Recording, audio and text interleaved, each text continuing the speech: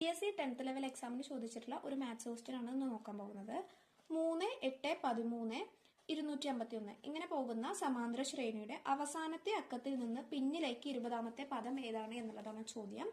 സമാന്തര ശ്രേണിയിൽ നിന്നുള്ള ചോദ്യമാണ്, എളുപ്പമാണ് ചെയ്യാൻ. എങ്ങനെയാണെന്ന് ചോദിച്ചാൽ 3, 8, 13 ഇങ്ങനെ പോയിട്ട് അവസാന പദം 253 ആണ്.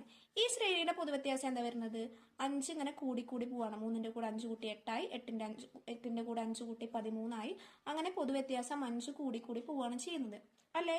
നമ്മളോട് ചോദിച്ചിരിക്കുന്നത് അവസാനത്തെ അക്കത്തിൽ നിന്ന് പിന്നിലേക്ക് 20ാമത്തെ പദം ഏതാണെന്നുള്ളതാണ്. അപ്പൊ നമ്മള് ഈ ശ്രേണിയിലെ അവസാനത്ത് നോക്കുകയാണെന്നുണ്ടെങ്കിൽ ഇവിടെ നിന്ന് ഇങ്ങോട്ട് നോക്കുമ്പോൾ എന്താ ചെയ്യുക? 5 കുറയാണ് ചെയ്യുക അല്ലെ. ഇവിടെ നിന്ന് 5 കുറയും, പിന്നെ 5 കുറയും, അങ്ങനെ കുറഞ്ഞ് 13 5 കുറഞ്ഞ് 8 കിട്ടും, 8 5 കുറഞ്ഞ് 3 കിട്ടും. അങ്ങനെയാണ് ശ്രേണിയുടെ അവസാനത്ത് നിന്ന് നോക്കുമ്പോൾ അല്ലെ. അപ്പൊ ഈ ശ്രേണിനെ ഒന്ന് തിരിച്ചെഴുതുമ്പോൾ 253, അതിന്ന് 5 കുറയും 248, അതിന്ന് 5 കുറയും 243. ഇങ്ങനെയാണ് ശ്രേണി പോവുക. അങ്ങനെ അവസാനം 13, 8, 3 ഇങ്ങനെ എത്തും ഈ ശ്രേണി തിരിച്ചിട്ടാൽ അല്ലെ. ഇവിടെ അങ്ങനെ 5 കൂടി പോകും, ഇവിടെ നിന്ന് നോക്കുമ്പോൾ 5 കുറഞ്ഞ് വരിക ചെയ്യാം. അപ്പൊ ഈ ശ്രേണിയുടെ പൊതുവ്യത്യാസം എത്രയാണ്? -5 എന്ന് പറയുന്നതാണ് അല്ലെ.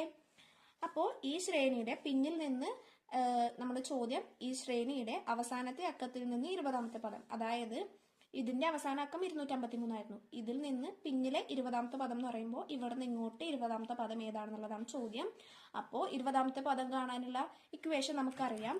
എന്താണ്? xn എന്ന് പറയുന്നത്, n-ാം പദം കാണുന്നതിനുള്ള ഇക്വേഷൻ എന്ന് പറയുന്നത് xn = a + n - 1 × d എന്നുള്ളതാണ്. a ആദ്യ പദമാണ്, n എത്രാമത്തെ പദമാണ് കാണേണ്ടതെന്നുള്ളതാണ്, d പൊതുവ്യത്യാസമാണ്. നമുക്ക് 20ാമത്തെ പദമാണ് കാണേണ്ടത്.